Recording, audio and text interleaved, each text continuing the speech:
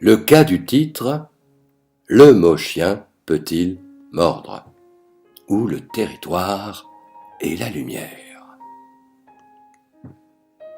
Introduction. Après la philosophie, l'art et la publicité pour le cas Café Noir, après la psychologie pour le cas de l'illustration Can the Word Dog Bite, c'est aujourd'hui la littérature qui va nous donner matière à introduire le pourquoi d'un titre d'ouvrage de marketing aussi sibyllin que « Le mot chien peut-il mordre ?» En 2010, l'écrivain Michel Houellebecq se voit attribuer le prix Goncourt pour son 5e roman, La carte et le territoire.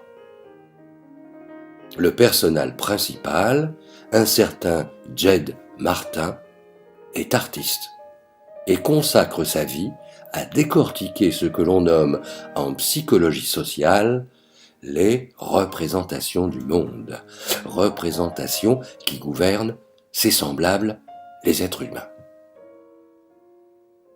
Il accède à la notoriété en exposant une série de photographies de diverses cartes Michelin réunies sous le titre CF, le ballet du dire et du montrer, la dialectique du titre et de l'ouvrage dans le cas Café Noir, sous le titre, disions-nous, de La carte est plus intéressante que le territoire.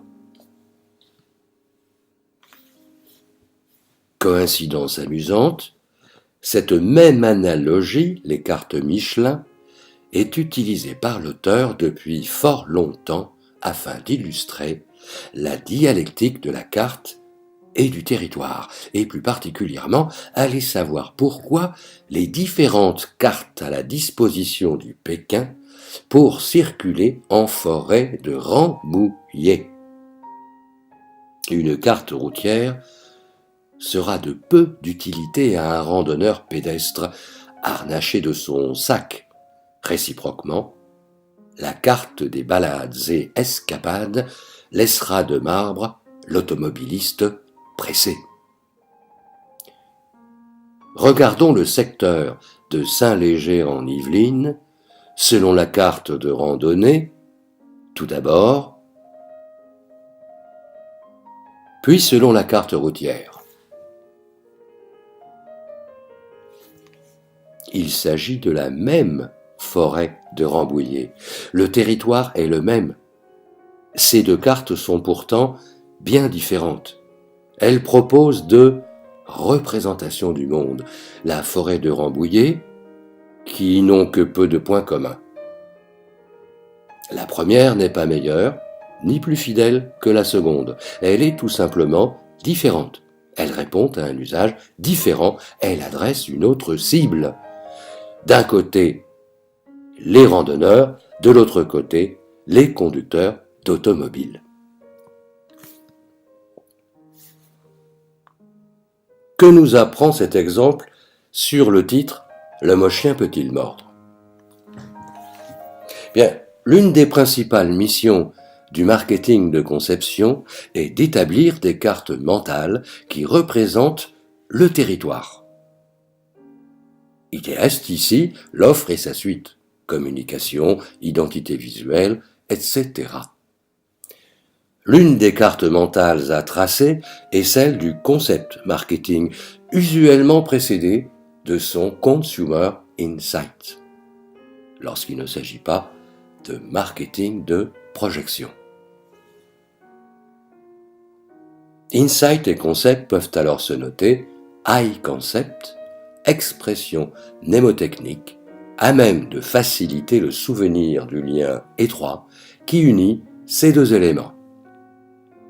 Si l'on considère l'high concept comme une cartographie mentale de l'offre au sein du positionnement, les 4 W, who, what, why, where, il y en aura très certainement l'une qui sera meilleure que l'autre.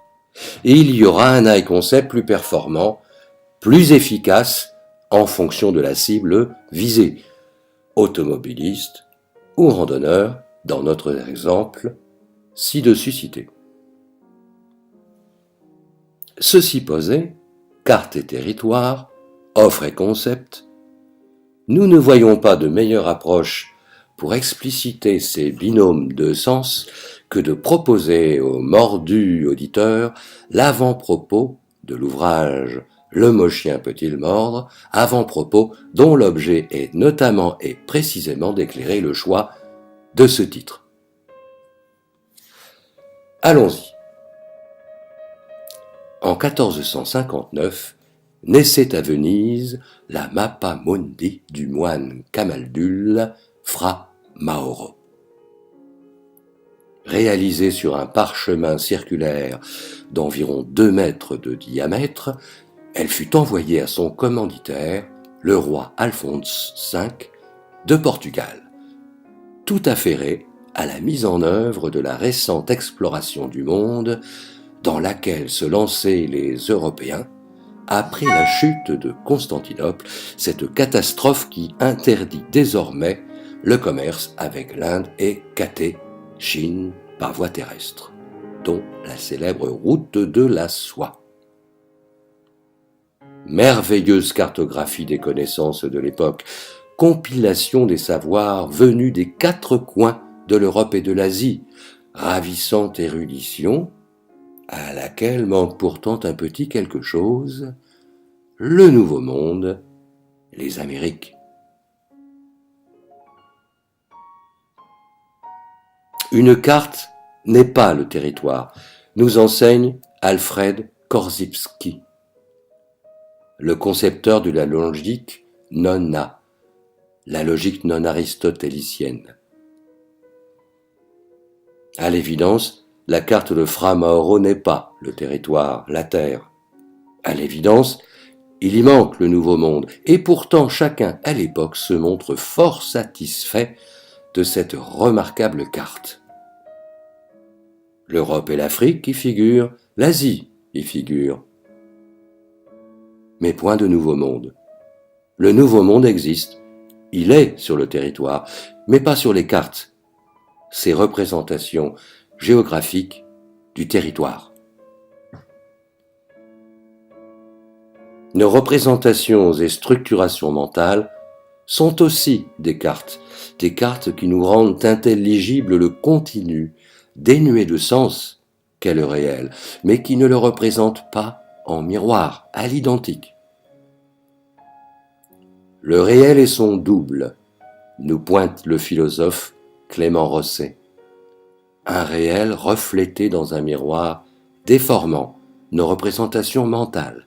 Un double bien utile, mais piégeux. Un chien mord, mais le mot chien ne mord pas, nous affirme encore Korzybski. Le mot chien est une carte qui représente cet être vivant, ce territoire que nous nommons ainsi. Mais si à coup sûr ce territoire peut mordre, sa représentation cartographique, le mot chien, est bien incapable de mordre.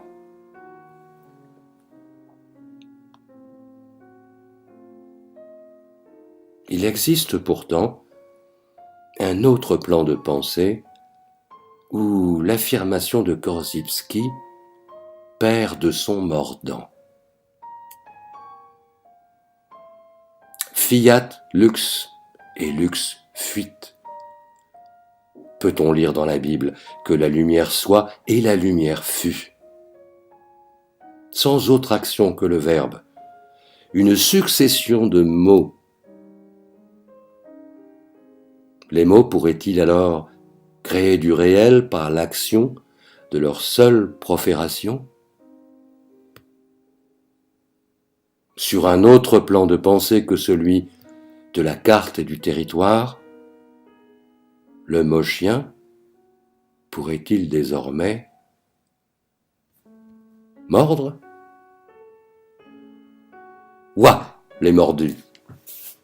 Thierry Triand Desmarais, Paris, le 20 septembre 2014.